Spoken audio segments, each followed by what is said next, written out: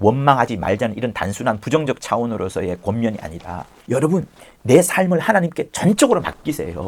기도를 쉬지 마라. 그게 기도를 쉬지 않는 겁니다. 바로 그때 찬양을 멈추지 않는 겁니다. 기도를 쉬지 않고 찬양을 멈추지 않는 거. 찬양을 멈추지 마라. 그때도 바로 하나님을 만나면 어떻게 돼요? 완전히 끝나는 겁니다. 예수를 확실히 붙잡으면 끝나는 겁니다. 예수만 있으면 정말 끝. 하나님을 만나면 끝난 것이다. 할렐루야. 에베소서 3장 우리 14절 15절을 보도록 하겠습니다. 에베소서 3장 14절 15절.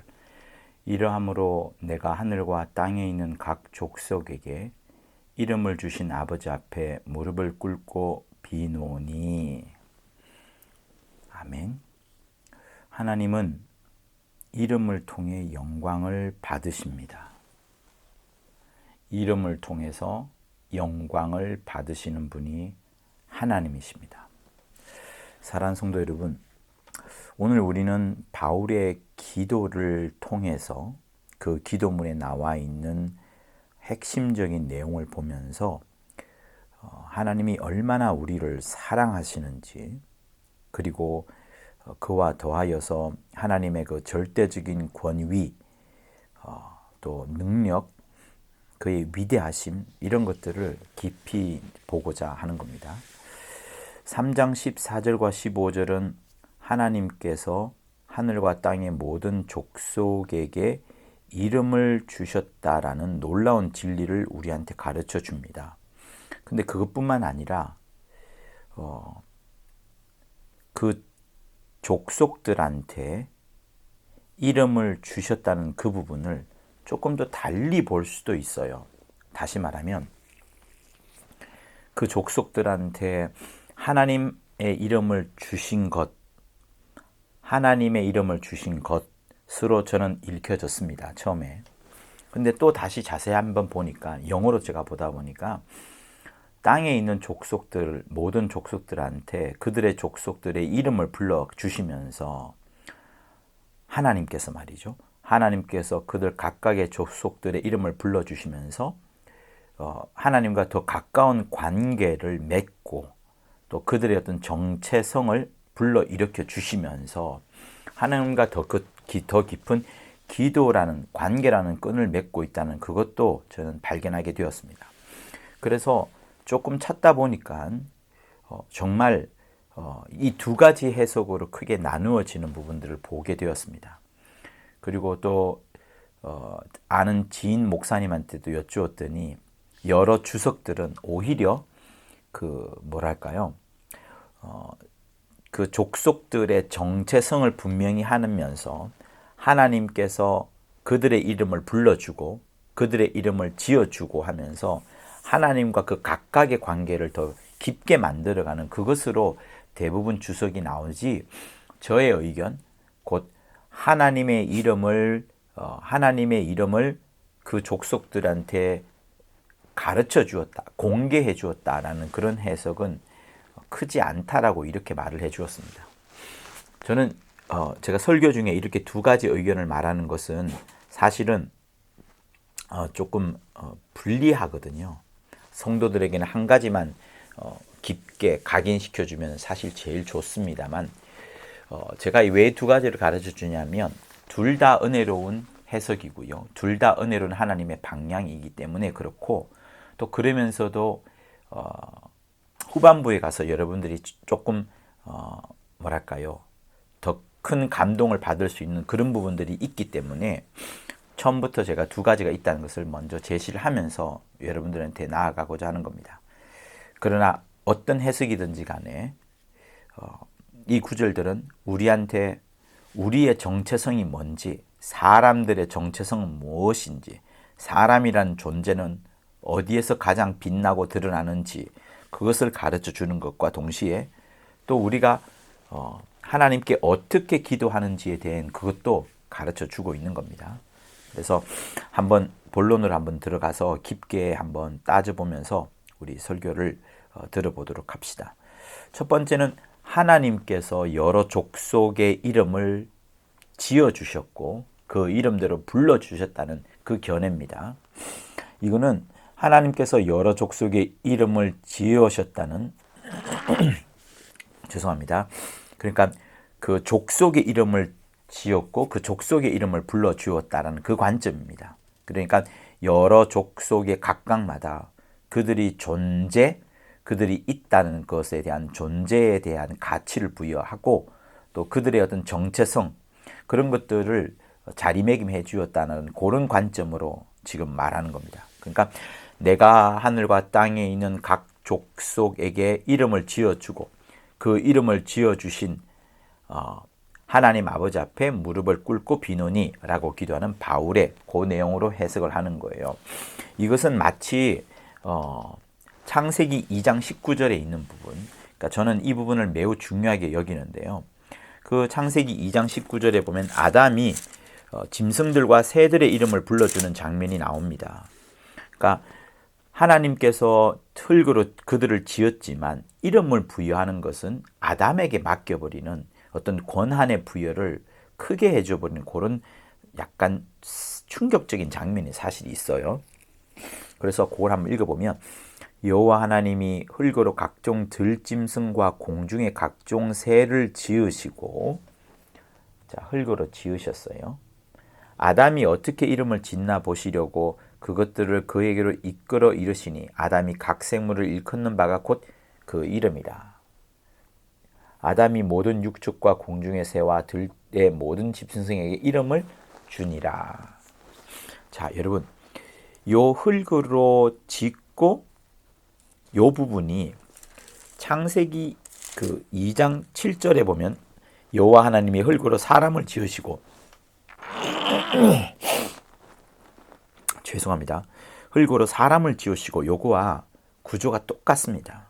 그런데 2장 7절에서는 사람에게 생기를 불어넣으셔서 생령이 되게끔 하는, 그러니까 아담을 데려다 와서 그 아담에게 생기를 코에 불어넣으시니 아담이 생령이 된, 그 사람이 생령이 된 그런 구조와 똑같이 2장 19절에 있는 구조가 하나님이 흙으로 사람을 들짐승과 각종 새를 지었는데 그걸 아담이 이름을 짓게끔 하는 그 구조가 똑같아요. 그러니까 이거는 조금 하나님의 의도의 신앙, 베레아의 신앙에 의하면 이거는 같은 이치로 봅니다. 다시 말하면 흙으로 사람을 짓고 그 사람에게다 생기를 불어넣음으로 인해서 생령이 된 그 이치와 들짐승과 각종 새한테 이름을 부여하면서 그 이름대로 그들이 불려지는 그 부분을 같은 이치로 봅니다. 짐승들에게 이름을 불러주는 것과 사람에게 생기를 불어넣어 생령이 되게 하는 것은 같은 이치, 그것을 말씀하는 거예요. 근데 왜 이것을 같은 이치로 보느냐 하면 여러분 그렇습니다. 하나님께서 사람과 교제를 하고 교통을 하려면 영적 존재여야만 합니다. 영적 존재. 영적 존재에게 명령을 내리고 영적 존재와 교제를 하고 영적 존재와 대화를 합니다. 그 영적 존재가 영계 하늘의 지음을 받은 자들이 천사, 천군 이런 자들이고요. 땅의 지음을 받은 자들이 생령을 가진 사람입니다. 다시 말하면 생령이 되기 전에는, 생기가 그 사람에게 들어오기 전에는 모든 사람들은 짐승과 다를 바가 없어요. 그래서 창조의 6일 가운데 자세히 보면 창조의 6일 가운데에 땅에 있는 모든 짐승과 또 여러 기능과 종류대로 다 만드시고 그리고 나서 이제 사람을 또 만드시거든요. 그게 창조의 마지막 6일째 있습니다. 그리고 그 6일째 있으면서 하나님께서 생육하고 번성하라 이렇게 말씀하시고 음식으로서 먹을 것으로서 씨 맺는 열매와 씨 맺는 나무를 주시지요. 그러나 이 부분하고 그 창세기 1장에 있는 부분하고 창세기 2장에 나와 있는 사람 곧 다시 말하면 생기가 그 코에 불어넣음을 받게 되어서 생명이 된 사람하고는 다릅니다. 매우 다릅니다. 창세기 1장에 있는 사람과 하나님이 교제했다는 부분은 나와 있지 않아요. 그들에게는 생육하고 번성하라라는 명령만 주셨죠. 교제라는 부분, 관계를 맺는 부분, 서로 이름을 불러가면서 어떤 무언가를 맺는 부분은 없습니다. 그러나 창세기 2장에는 아담이라는 명칭이 나오게 되고요. 그 아담이라는 명칭이 있으면서 하나님이 그 아담과 교제를 하는 거예요. 대화를 나눌 수 있는 겁니다. 다시 말하면 생기를 불어넣어서 생령이 됨으로 영적 존재가 됨으로써 하나님과 교제를 할 수 있게 된 거예요. 여기 나오는 생령은 신령한 호흡을 한다는 것인데 단순한 숨 쉬는 이런 호흡, 들숨과 날숨을 쉬는 이런 호흡을 말하는 것이 아니라 신령한 호흡, 영적인 호흡을 말하는 겁니다. 그래서 이 생령이라는 단어를 고린도전서 15장에 첫 아담과 마지막 아담 이야기가 나오는 그 부분에 보면 사는 영이란 단어와 똑같습니다, 여러분. 그러니 이 영적 존재라는 이 부분으로서의 창세기 2장과 영적 존재가 아닌 그냥 호흡만 하는 그런 존재로서의 창세기 1장은 매우 차이가 있습니다. 그런데 그 차이가 있는 두 존재들 가운데에서 중요한 부분은 창세기 2장, 왜 영을 불어넣어 주심으로 생기를 불어넣어 주심으로 생령이 되었고 생령이 되면서 하나님과 교통할 수 있게 된 거예요. 하나님과 교통할 수 있게 된 거. 그러니 하나님과 교통하는 그 장치로서 생령이 꼭 필요했기 때문에 하나님께서 그 생기를 불어넣어서 생령이 되게끔 했고 생령이 되면서 이제 하나님은 영이시라라고 있는 요한복음 말씀처럼 영과 영이 교제하고 대화하고 관계를 맺을 수 있습니다. 주고받을 수 있어요. 그것처럼 아담이 하나님이 흙으로 지으신 그 여러 짐승들과 새들에게 이름을 불러준다는 것은 그들을 이름을 불러주고 관계를 맺고 그들이 살아있음을, 그들이 존재함을, 그들이 어떤 정체성이 있음을 드러내주는 겁니다.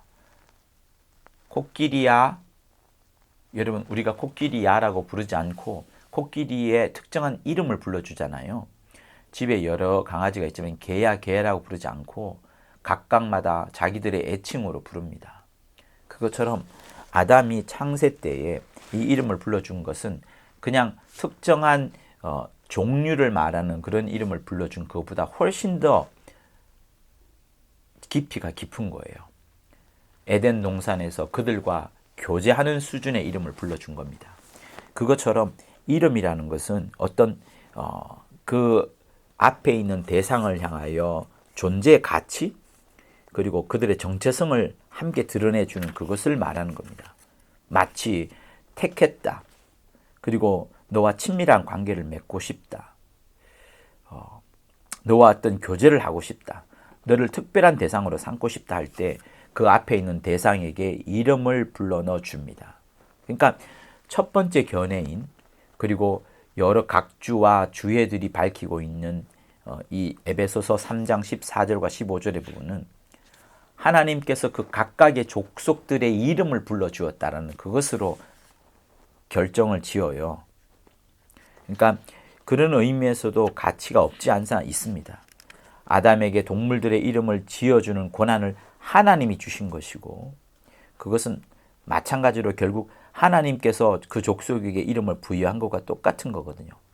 아담이 이름을 지어줬지만 아담을 통해서 하나님께서 그들의 존재, 그들의 어떤 정체성을 부여하시는 어떤 창조주의 어떤 권위와 똑같은 것을 아담이 한 겁니다. 그러니 저는 이까지 공부를 하다 보면서 기도를 하다 보면서 알게 된 것은 마치 옛날에 우리가 그 김춘수의 꽃이라는 그 시 있지 않습니까? 정말 아름다운 시죠. 그 시가 생각났어요. 내가 그의 이름을 불러주기 전에는 그는 다만 하나의 뭐죠? 몸짓에 지나지 않았다. 그 이름을 불러주기 전에는 단지 몸짓에 지나지 않았다. 그런데 내가 그의 이름을 불러주었을 때 그는 나에게로 다가와서 꽃이 되었다. 그러니까 꽃으로 변해버립니다. 하나의 꽃이 몸짓으로만 있다가 이름을 불러주기 전에는 하나의 몸짓으로만 있다가 어떤 대상이 이름을 불러주니까 그 대상이 주인공이겠죠. 주인공이 이름을 불러주니까 그 대상이 마침내 꽃이 된 것처럼 어떤 의미, 서로 주고받는 의미를 전달할 때에 이름을 주는 것, 그런 것이 이름의 어떤 힘이라고 할 수 있습니다. 그러니 여기까지 보다 보면 이제 우리가 구약에서 하나님께서 계속해서 이스라엘 백성들을 향하여 이스라엘아, 이스라엘아 부르시고 특별히 선택하시고 그들과 어떤 친밀한 관계를 맺으시려고 하셨던 그 수많은 세월들을 생각이 나게 됩니다. 그렇지 않습니까? 그래서 그런 의미에서 이사야서 43장을 한번 보도록 하겠습니다. 이사야 43장. 가장 하나님께서 이름을 불러주면서 그들과 관계를 맺고 싶어 한다는 부분을 이사야서 43장에 나오거든요. 7장. 1절부터 읽어봐도 좋습니다만 7절부터 읽어도 됩니다. 먼저 제가 한번 1절만 읽어봐 드릴까요? 야곱아, 너를 창조하신 여호와께서 이제 말씀하시느니라. 이스라엘아, 너를 조성하신 자가 이제 말씀하시느니라. 너는 두려워 말라. 내가 너를 구속하였고 내가 너를 지명하여 불렀나니 너는 내 것이라. 7절. 무릇 내 이름으로 일컫는 자. 보세요. 내 이름으로 일컫는 자가 누굴까요? 하나님의 이름으로 하나님의 이름을 써서 부르는데 영어로도 by the name of 이렇게 나옵니다. 내 이름으로 일컫는 자, 곧 내가 내 영광을 위하여 창조한 자를 오게 하라. 그들을 내가 지었고 만들었느니라. 7절만 보면 애매모호합니다만 이 43장 전체를 읽으면 구원의 약속을 야곱 곧 이스라엘에 베푸시는 그 장면이 나옵니다. 그러니까 내 이름으로 일컫는 자는 이스라엘 백성을 말하는 거고 그 이스라엘 백성을 내가 내 영광을 위하여 창조한 자라고 말을 하고 그들을 내가 지었다라고 말을 하고 그들을 내가 만들었다라고 하나님께서 말씀을 합니다.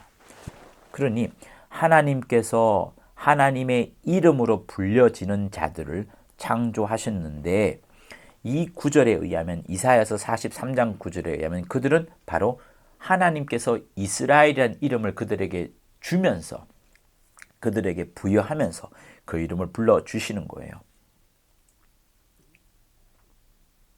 그러니까 이스라엘아, 이스라엘아, 야곱아, 야곱아라고 부르시면서 특별히 선택하였다는 면을 강조합니다. 내 백성으로 삼았다는 것을 강조합니다.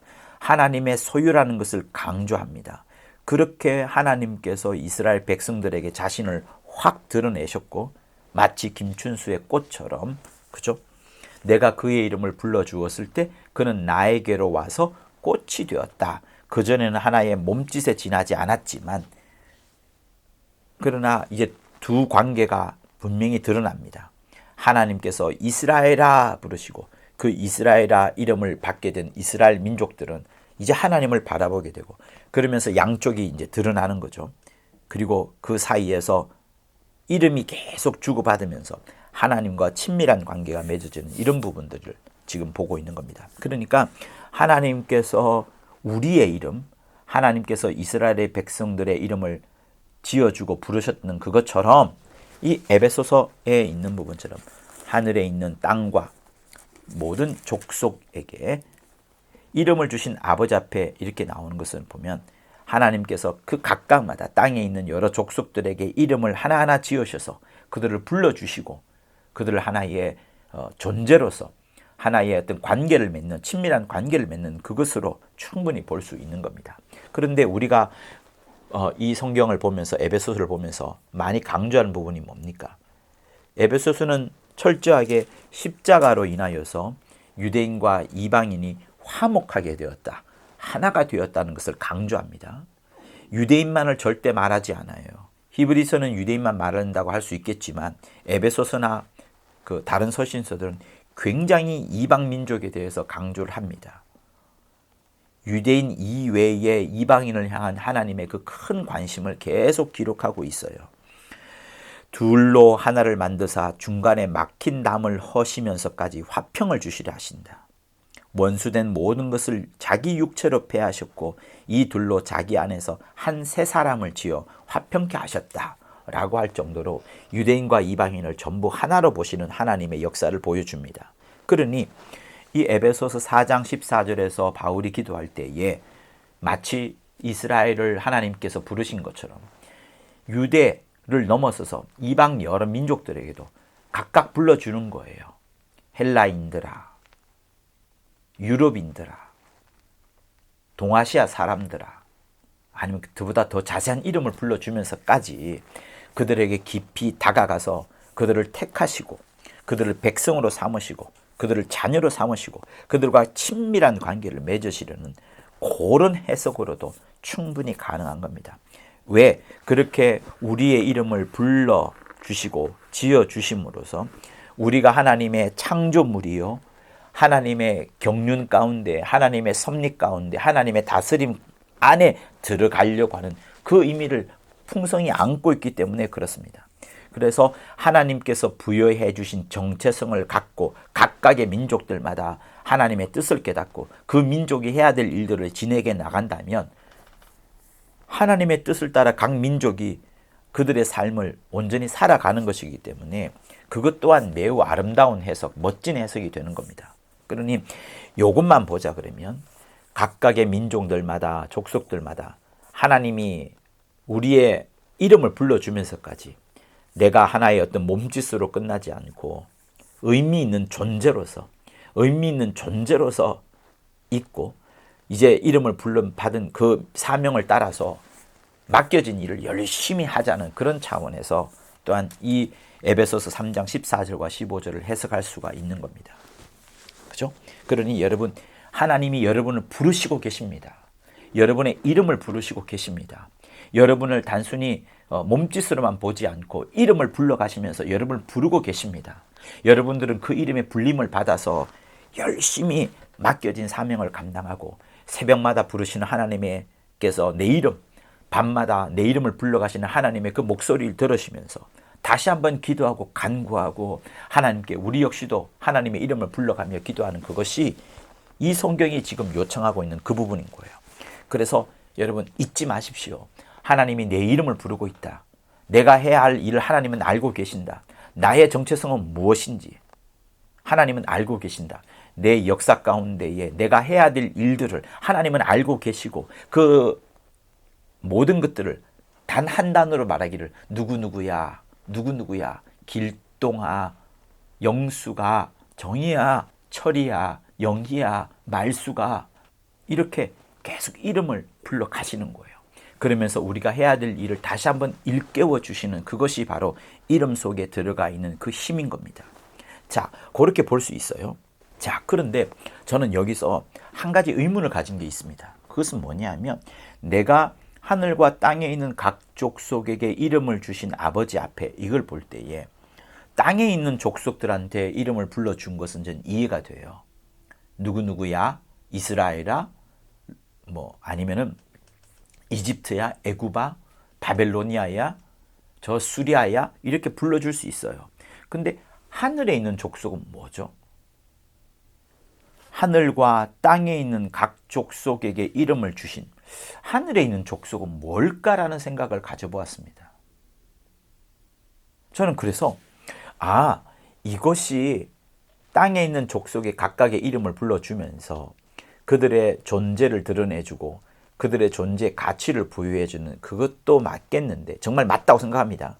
맞겠는데 그것보다 오히려 하나님께서 이름을 드러내신 것은 아닌지 하늘에 있는 그 족속에게까지 땅에 있는 족속은 물론이거니와 그러니 모든 민족과 하늘에 있는 모든 족속에까지 엄청 크게 하나님 당신의 이름을 가르쳐 준 게 아닌지 하나님 당신의 이름을 가르쳐 주면서 그 이름에 무릎을 꿇게 하는 빌립보서 2장의 그 구절이 저는 연상이 되면서 오히려 이것이 각 족속의 이름을 지어주고 각 족속의 이름을 불러준 그 의미도 매우 소중한데 그것보다 하나님 당신, 하나님 아버지 그 당신 그 자체의 이름을 온 세계와 심지어 하늘에 있는 영적 세계까지 알려주신 게 아닌가라는 그런 생각을 가져보게 되면서 여러분 더 이 기도에 깊이 빠져들게 되었습니다. 그러니까 그것이 바로 두 번째 관점인 하나님의 이름, 하나님 아버지의 이름을 각각의 족속에게 주셨다. 근데 그 족속에 땅에 있는 족속만 아니라 하늘과가 있기 때문에 하늘에 있는 족속에게도 이름을 가르치신 하나님 아버지의 이름이 뭐냐라는 그런 부분들을 생각하게 된 거예요. 그게 그게 이제 두 번째 관점이 되는 거죠. 그러니까 하나님께서 인류가 당신을 알도록, 당신의 이름을 부르도록, 당신의 이름을 향하여서 기도할 수 있도록 하여 주신 그게 바로 이름이 되는 겁니다. 그죠? 그러니까 아버지께서 주시려고 한 이름이 뭡니까? 예수께서 이 땅에 오셔서 하나님 아버지의 이름을 소개해 준 것이 뭡니까? 여러분, 그거 매우 중요합니다. 요한복음 17장을 한번 보실까요? 요한복음 17장은 이렇게 말씀합니다. 자, 6절에 보면 세상 중에서 내게 주신 사람들에게 내가 아버지의 이름을 나타내었나이다. 저희는 아버지의 것인데 내게 주셨으며 저희는 아버지의 말씀을 지키었나이다. 내가 아버지의 이름을 나타내었다라고 예수께서 기도하시는데 예수께서 이 땅에 오셔서 누구의 이름을 나타내셨나요? 예수께서 단 한 번도 여호와라는 이름을 말씀하지 않으셨습니다. 않으셨습니다. 예수께서 드러내신 이름은 예수란 이름 이외에 없으세요. 그러면서 뭐라고 하셨습니까? 내가 아버지께로부터 나온 줄을 참으로 그들이 안다. 아버지께서 나를 보내신 줄도 안다. 라고 8절에 나옵니다. 11절 아버지여 내게 주신 아버지의 이름으로 저희를 보존하사 우리와 같이 저희도 하나가 되게 하옵소서. 보존하와 지키고 하나가 되는데 이름을 주신 그 이름이 뭡니까? 예수께서 여호와의 이름을 그렇게 가르쳐 주셨다면 제자들한테 단 한 번이라도 여호와라는 이름을 말씀했을 터인데 그 말씀을 가르쳐 주신 한 번도 없고 오직 예수 당신의 이름만 가르쳐 주셨습니다. 12절 또 나와요. 내가 저희와 함께 있을 때 내게 주신 아버지의 이름으로 저희를 보존하와 지켰나이다. 무슨 이름을 주셨습니까? 무슨 이름으로 귀신을 쫓아내셨고 무슨 이름으로 행사하셨나요? 예수 이름 외에 없습니다. 그러니 아버지가 주시려고 한 이름, 그 이름은 빌립보서 2장에서 확 드러나요. 그죠? 빌립보서 2장에서 확 드러나지 않습니까? 에베소서 그 바로 다음 편지가 빌립보서인데 여러분 뭐라고 말합니까?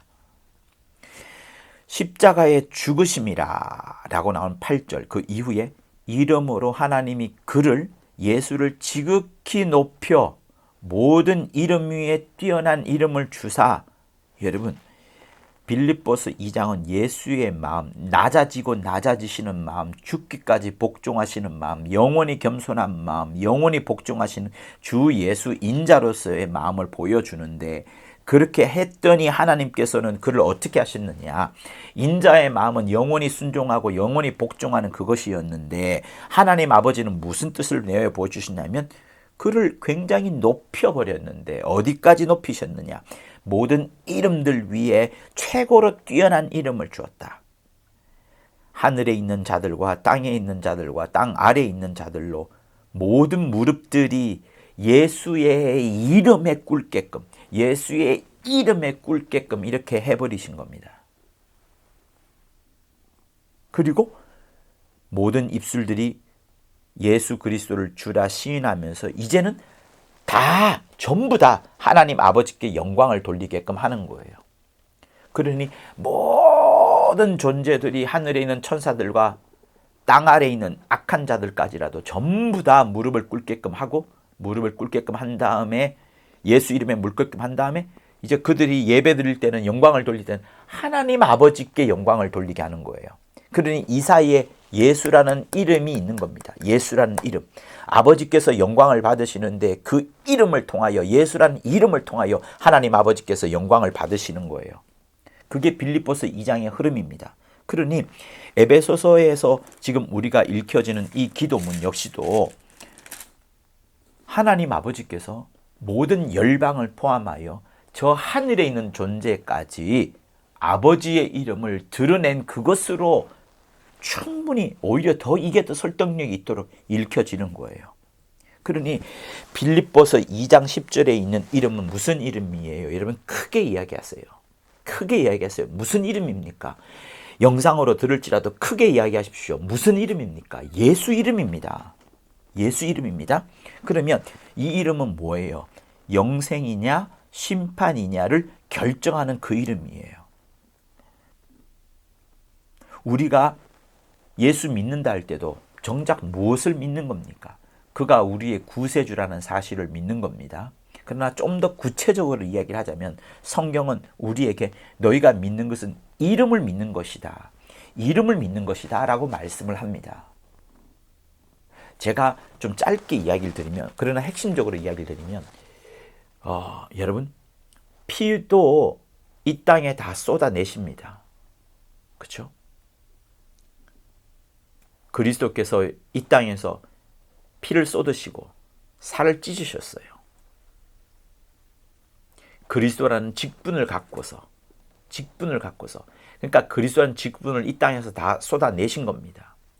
그러나 이름, 예수께서 가지고 오신 그 이름, 마리아를 통하여서 받게 된 그 이름, 천사가 수태되었다는 고지를 처녀인 마리아에게 하면서 마리아에게 그 이름을 예수라 하라라고 가르쳐 줍니다. 누가복음에서. 그러니 하나님께서 주시는 거나 마찬가지인 거예요. 천사를 통하여서 수태 고지가 이루어지고 천사를 통하여서 그 이름을 예수라 하라라고 하지만 그건 성령으로 말미암은 것이라고 마태복음도 이야기합니다. 결국 하나님께서 이름을 주신 거예요. 예수에게, 아들 예수에게 이름을 주셨고 이 땅에서 예수께서 피를 쏟으시고 살을 찢으시고 그리스도의 직분을 다 완수했지만 그리고 나서 이 음부라는 공간을 하늘의 현관 삼아서 들어가실 때에 그 이름을 갖고 들어가시는 겁니다. 이름을 갖고 들어가시는 거예요. 그 전에 하늘 보좌에는 하나님의 이름이 있긴 하지만 그 하나님의 이름은 아버지의 이름은 아니기 때문에 이제 예수께서 내게 주신 아버지의 이름, 이 이름으로 보존하여 지켰고 이 이름으로 하나가 되었다는 그 이름을 들고서 이제 하늘 보좌로 가시는 겁니다. 그 이름이 뭐예요? 예수예요. 예수입니다. 그러니 우리가 믿는다고 할 때에도 가장 구체적으로 말을 하자면 뭘 믿냐면 예수의 이름을 믿는 거예요.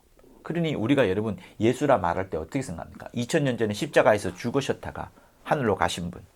적어도 딱 특정할 수 있습니다. 그러니까 이름이라는 부분은 특정이 가능하다는 거예요. 특정이 가능하다는 거.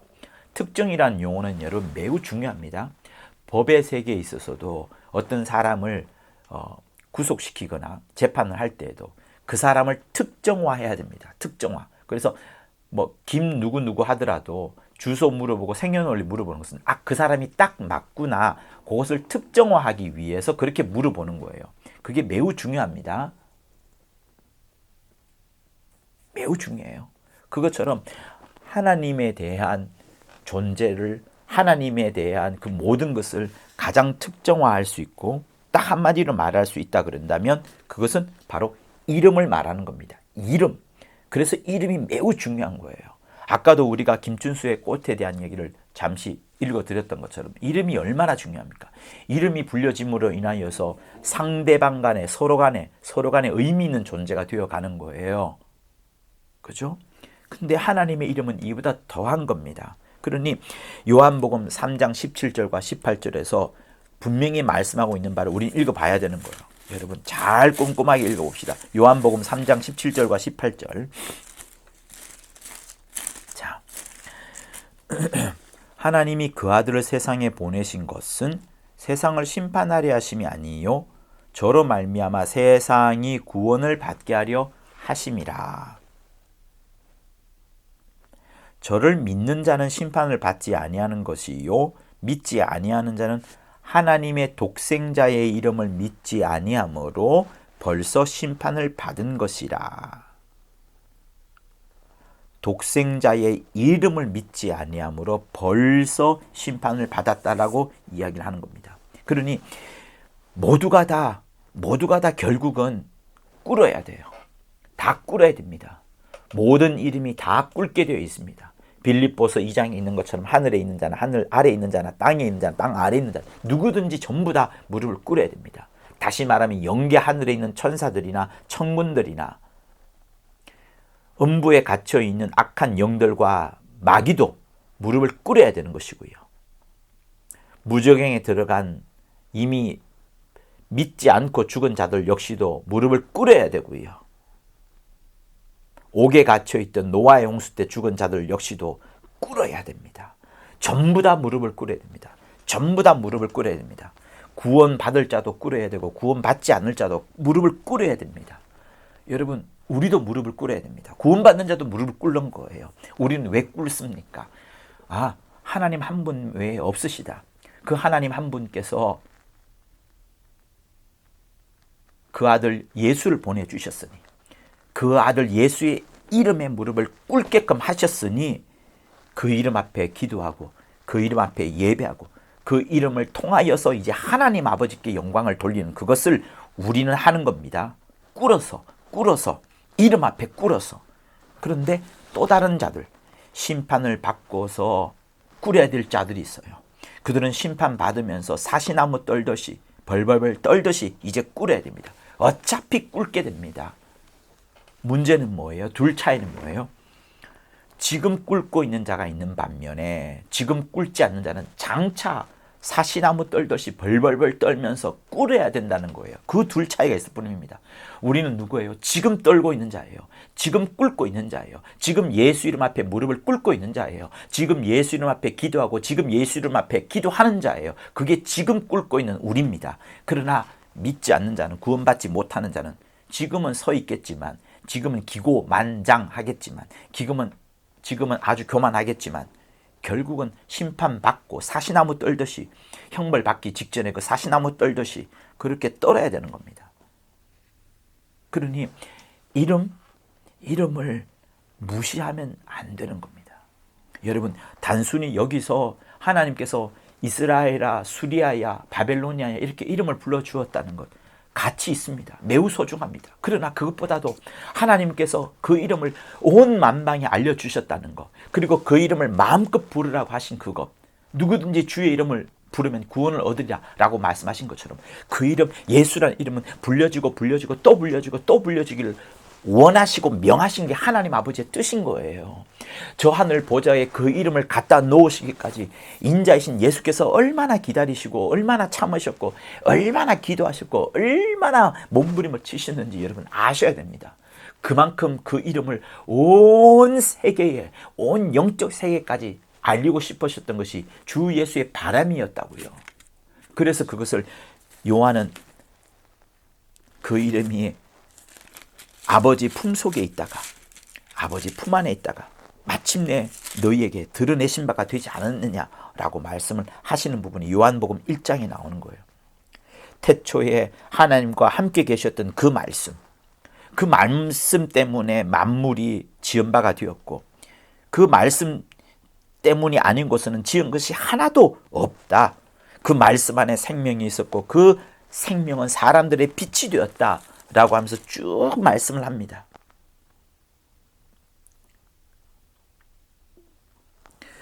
그 말씀을 보니까 독생자의 영광이요 은혜와 진리가 충만하더라.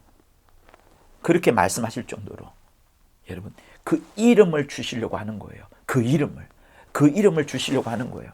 그것을 요한이 밝혔고 또 에베소서를 통하여 바울은 뭐라고 늘 밝혀왔습니까? 우리가 이미 공부하지 않았습니까? 영원부터 만물을 창조하신 하나님 속에 감추었던 비밀의 경륜이 어떠한 것을 너희에게 드러내려 하셨다. 영원부터 만물을 창조하신 분께서 계속 감추고 감추시다가 2000년 전에야 드러내신 겁니다. 하늘을 영계에는 몰라요, 그 이름을. 그러나 2000년 전부터 이제 예수께서 그 이름을 들고 하늘에 들어가시면서 영계에 있는 모든 존재들이 깨닫게 되었고, 이 흑암의 속에 갇혀져 있던 악한 천사들도 그제서야 이제 뒤집어지고 놀라 자빠져 버린 겁니다. 2000년 전에서야 그 이름이 노출된 거예요. 그래서 그것을 교회로 말미암아 하늘의 정사와 권세들에게 하나님의 각종 지혜를 알려주라. 그 각종 지혜 속에 가장 큰 1번이 하나님의 이름인 겁니다. 그 모든 것들 영원부터 예수 안에서 예정하신 뜻대로 했다라고 에베소서 3장 11절에 이야기를 하고 있어요. 골로새서는 뭐라고 말합니까, 여러분? 골로새서에서도 똑같은 표현이 있는데 더 놀랍습니다. 26절, 1장 26절, 이 비밀은 만세와 만대로부터 오므로 감추었던 것인데 이제는 그의 성도들에게 나타났고 하나님이 그들로 하여금 그 비밀의 영광이 이방인 가운데 얼마나 어떻게 풍성한 것을 알게 하려 하심이라. 이 비밀은 너희 안에 계신 그리스도시니 곧 영광의 소망이라. 이보다 더 큰 표현을 무엇을 할 수 있겠습니까, 여러분? 만대로부터 만세까지 계속 감추고 감추었던 것이 있는데 성도들에게 알려지고 성도들을 통하여서 이방인에까지 더 풍성하게 알려진다. 여러분, 2000년 전에야 예수 오심으로, 예수 죽으시고 하늘 들어가심으로, 그때 들어가실 때 예수라는 이름을 갖고 가심으로, 예수라는 이름은 십자가에 못 박힌 것이 아닙니다. 예수라는 이름은 십자가에 못 박히신 것이 아닙니다. 십자가에 예수의 몸이 박혔고 거기서 살을 찢으셨고 거기서 피를 쏟아내신 거예요. 이름이 죽지 않았습니다. 이름은 절대로 죽지 않았습니다. 이름은 예수께서 부활 승천하시면서 저 하늘에 가지고 가신 하나님 아버지의 이름이에요. 아버지의 이름이에요. 그러니 그 이름을 절대로 무시해도 안 되고 그 이름을 절대로 함부로 불러도 안 되고 그리고 그 이름과 비교해서 다른 것을 자랑해서도 절대로 아닙니다. 여러분, 그러니까 우리가 흔히 실수도 하긴 했었지만 예수 이름으로 기도합니다. 예수 이름으로 기도합니다. 하나는 그것이 하나의 기도 제목의 마지막 끝에 들어가는 기도를 종결하고 마무리한다는 그 의미에서 예수 이름으로 기도합니다 라고 하는 것은 옳지 않습니다. 하나의 마지막 맺음을 위하여서 점 찍기 위한 것으로서 예수 이름으로 기도합니다 라고 말하는 것은 사실 맞지 않습니다. 우리는 또 어떤 사람은 예수 이름을 도깨비 망망이처럼 쓰는 사람도 있어요. 그 이름에 권세가 있다고 누구든지 내 이름으로 기도하라고 말을 하고 내 이름으로 기도하면 내가 시행하리라라고 주 예수께서 약속하신 것을 따라서 그냥 자기 욕심에다가 자기 간구와 기도를 담고 거기다가 예수 이름을 붙여버리는, 그것은 예수 이름을 도깨비 방망이 쓰듯이 쓰는 겁니다.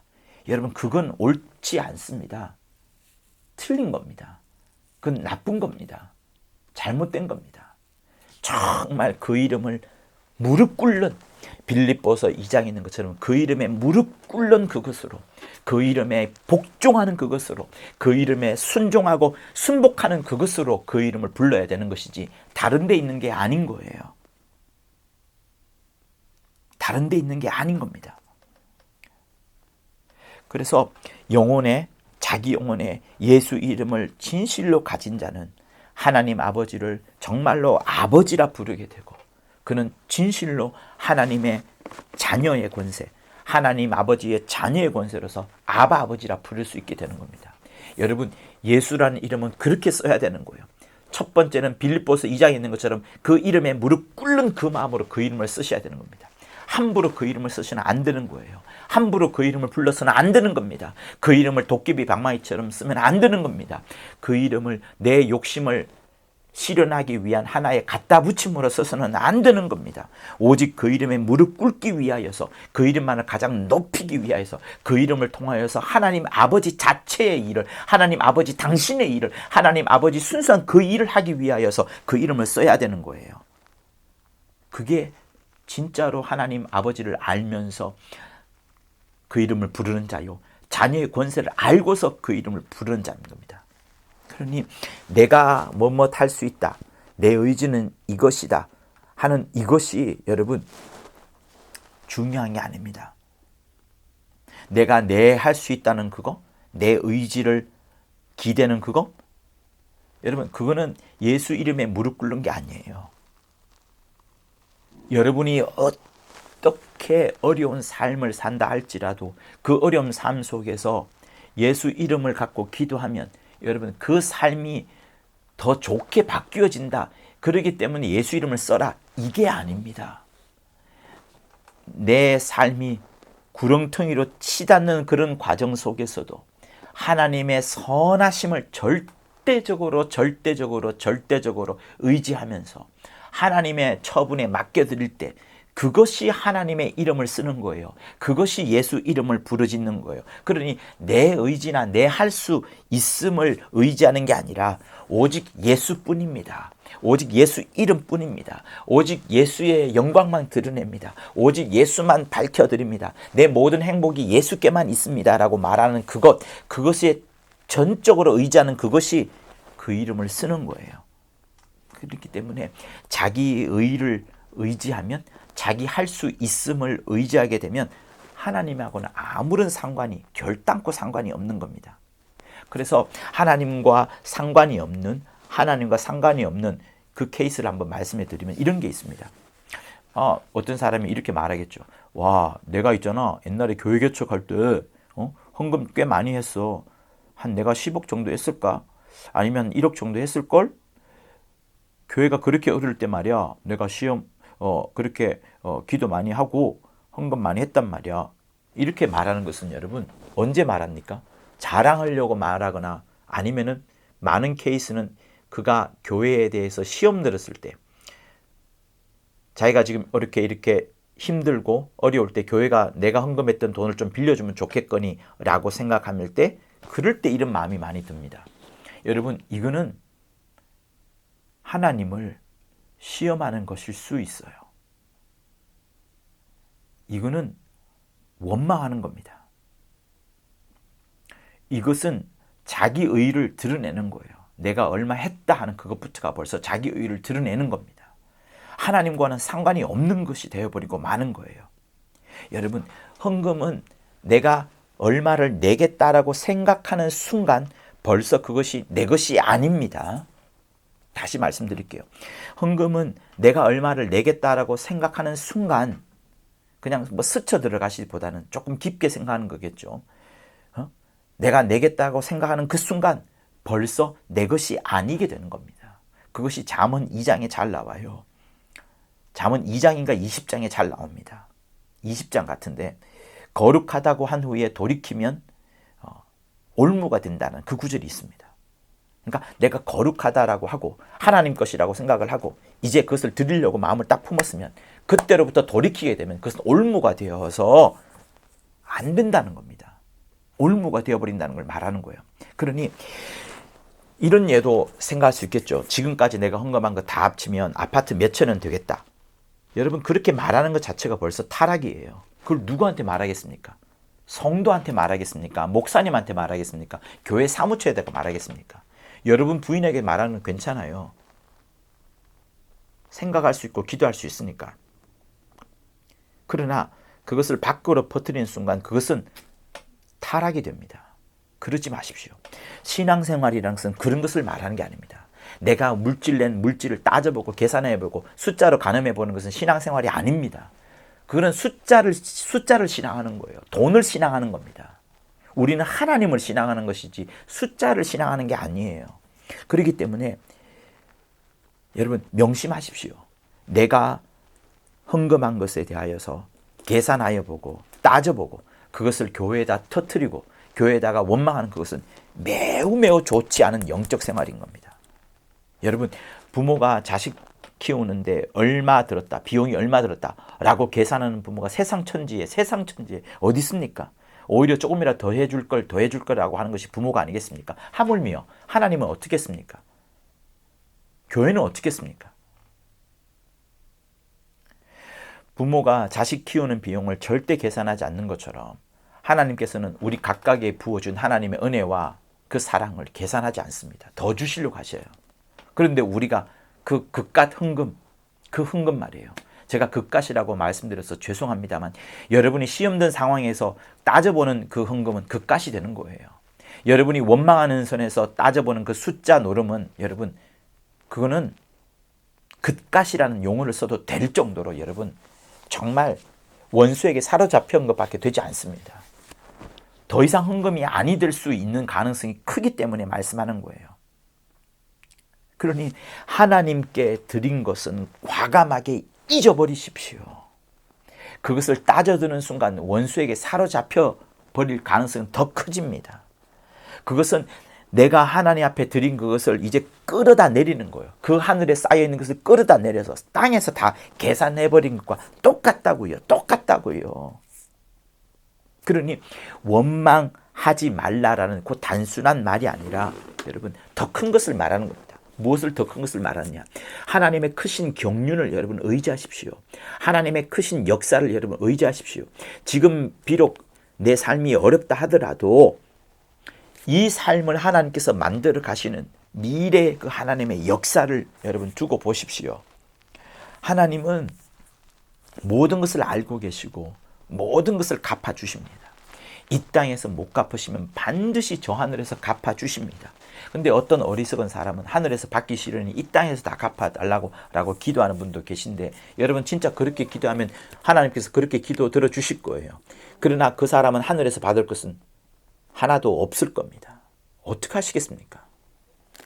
찬양이 흘러나오고 감사가 흘러나올 정말 풍성한 그때에도 하나님을 의지하고 하나님께 맡겨드리고 하나님께 과감히 드리시고 지금 이제 드릴 것이 없을 정도로 어렵고 곤고하고 낭망에 빠진 그때도 내 삶을 하나님께 맡기시라고요. 하나님이 어떻게 일하시나 맡겨보시라고요. 하나님이 일하심을 전적으로 믿으시면서 맡겨보시라고요. 맡겨보시라고요. 정말 맡겨보시라고요. 내 삶을 전적으로 맡긴다는 그게 무릎을 꿇는 것을 말하는 겁니다. 인자이신 예수께서 이 땅에서 계속 무릎을 꿇으셨던 그것처럼 영원히 겸손하고 영원히 복종하셨던 그것처럼 우리도 이 땅에서 그걸 하라고 지금 말씀하시는 거예요. 그렇게 무릎 꿇는 것이 뭡니까? 그게 기도를 쉬지 않는 겁니다. 바로 그때 찬양을 멈추지 않는 겁니다. 기도를 쉬지 않고 찬양을 멈추지 않는 거. 그러니까 가장 어려울 때 오히려 예배로 무릎을 꿇는 겁니다. 가장 힘들 때 말씀을 꼭 붙잡으라는 겁니다. 그러나 그때도 바로 하나님을 만나면 어떻게 돼요? 완전히 끝나는 겁니다. 예수를 확실히 붙잡으면 끝나는 겁니다. 예수만 있으면 정말 끝. 그런 고백이 나올 수 있을 정도로 예수로 완전하게 만족할 수 있어야 되는 겁니다. 바로 그렇기 때문에 뭐예요? 예수 이름은 세상의 소망이 되는 것이고 예수 이름은 천국의 기쁨이 되는 겁니다. 할렐루야. 그러니 가장 어려울 때, 가장 힘들 때, 가장 하나님이 멀리 있다고 여겨질 때 그때 무릎을 꿇으세요. 그 무릎 꿇는 게 기도하는 것이고 예배하는 것이고 말씀을 붙잡는 것이고 예배 집중하는 것이고 오직 예수만을 꼭꼭꼭 붙잡는 그게 되는 겁니다. 할렐루야. 정말 그렇습니다. 그래서 이 구절 우리 에베소서 3장 14절 15절이 말씀하는 구절은 저는 두 번째 의견, 다시 말하면 하나님께서 당신의 이름을 온 세상에 온 민족 온 족속들에게 알려주었음과 동시에 이제 영계 하늘에까지도 그리고 음부의 이 타락한 천사들 반역한 천사들 말이에요. 마귀에게도 알려줌으로 인하여서 오직 예수 이름이 영광 받으신다라는 것을 온 만방이 알려지는 그것을 저는 해석하고 그 이름 앞에 우리가 함께 기도하자 이렇게 지금 저는 설교를 하고 싶은 거예요. 그렇게 외치고 주장하고 싶은 거예요. 그러니 이 구절이 의미하는 바는 우리가 기도할 때에 하나님의 이름을 부르자. 예수 이름을 부르자. 예수여. 그 이름 속에 하나님의 존재와 하나님의 능력과 하나님의 사심과 하나님의 위대하심을 다 의지할 수 있는 것이니까 그 이름을 부르자 하는 그것을 지금 여러분한테 설교하는 거예요. 그래서 하나님께서 우리에게 당신의 이름을 알려주셨으니 이제 우리가 당신의 이름, 예수 이름을 부르면서 그분에게 나아가고 그분의 은혜를 구하고 그분의 생명을 구하고 그분의 자비를 구하는 자가 되들이 되자 하는 그것이 오늘 설교의 핵심인 겁니다. 예수 이름을 부르세요. 그러므로 예수 이름을 부르세요. 예수 이름을 불러가면서 일생을 하나님께 모든 것을 맡겨드리는 여러분 모두가 되실 것을 예수 이름으로 축원합니다. 할렐루야. 그러니 사랑하는 성도 여러분, 오늘 우리는 하나님의 이름과 또 우리가 그 이름을 불림을 받으면서 우리 각각의 이름을 불림 받으면서 우리의 정체성에 대해서 한번 살펴봤습니다. 하나님께서는 우리 각각 자신의 이름, 우리 족속의 이름을 또 불러주시면서 우리와 교제하고 싶어 하시고 우리와 관계를 맺고 싶어 하시고 또 우리와 기도하고 우리에게 기도할 수 있는 그런 여한을 열어주셨습니다.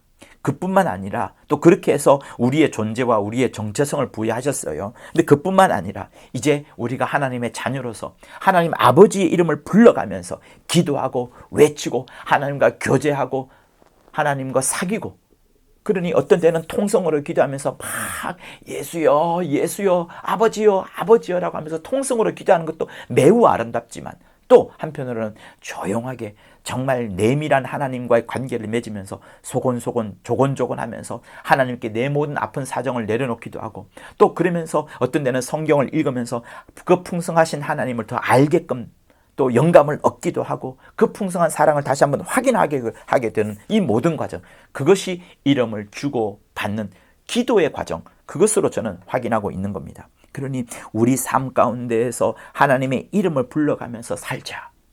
우리 모든 어려운 삶 가운데에서도 하나님의 이름을 불러가면서 하나님과 교제하자. 우리가 이렇게 기도하며 기도하는 삶으로 당신의 이름을 하나님의 이름을 영광을 돌릴 때 그 이름의 영화를 돌릴 때에 하나님의 뜻이 이루어가는 정말 어떻습니까? 하나님의 이름에 불러가면서 그 뜻이 이루어지면서 하나님의 뜻이 또 성취가 되어지고 그 뜻을 성취가 되어지는 도구로서 우리가 쓰임받으니 얼마나 행복한 겁니까? 그러니 지금 당장 하나님의 이름, 예수 이름을 불러가면서 여러분 기도하십시오. 하나님과 교제하십시오. 하나님께 여러분의 이름이 불려지기도 하십시오. 그러나 더 크게는 예수 이름을 부르십시오. 그 이름은 아무리 불러도 식상한 이름이 될 수가 없고 그 이름은 아무리 불러도 하나님께서 그만두라 하지 않는 이름이시오. 그 이름은 부르고 부를수록 귀신이 떠나가는 이름이요. 그 이름은 부르고 부를수록 천사들이 응답하는 기도, 천사들이 응답하는 그 이름이 되는 겁니다. 할렐루야, 할렐루야. 하나님 아버지, 우리가 하나님 아버지의 이름을 부르며 기도할 수 있는 특권을 주심을 감사합니다. 우리에게 하나님 아버지를 알게끔 하시면서 가장 소중한 이름을 우리에게 알려주셨사오니 정말로 감사합니다. 그 이름을 믿음으로 우리가 하나님의 자녀가 되었고 아버지라 아바 아버지라 부를 수 있게 되었음을 감사합니다. 이제 우리 삶을 통하여서 하나님의 이름, 하나님 아버지의 이름, 예수께서 소개해 주신 그 놀라운 이름, 영원부터 감추었다가 만대로부터 만세까지 가르친 그 이름, 그 이름을 영화롭게 하면서 그 이름을 불러가며 기도하게 함으로써 정말 하나님의 이름을 영광을 돌리는 우리 모두가 되도록 역사하여 주시옵소서. 예수 이름으로 기도합니다. 아멘. 이제는 우리 주 예수 그리스도의 은혜와 하나님 아버지의 극진하신 사랑과 성령의 감화 감동 교통케 하심이 그 하나님 아버지의 이름을 불러가며 하나님과 영원한 교제를 하려 하는 자들 위해 영원토록 함께 있을지어다. 아멘. 맞습니다. 구독과 좋아요는 저한테 큰 힘이 됩니다. 고맙습니다.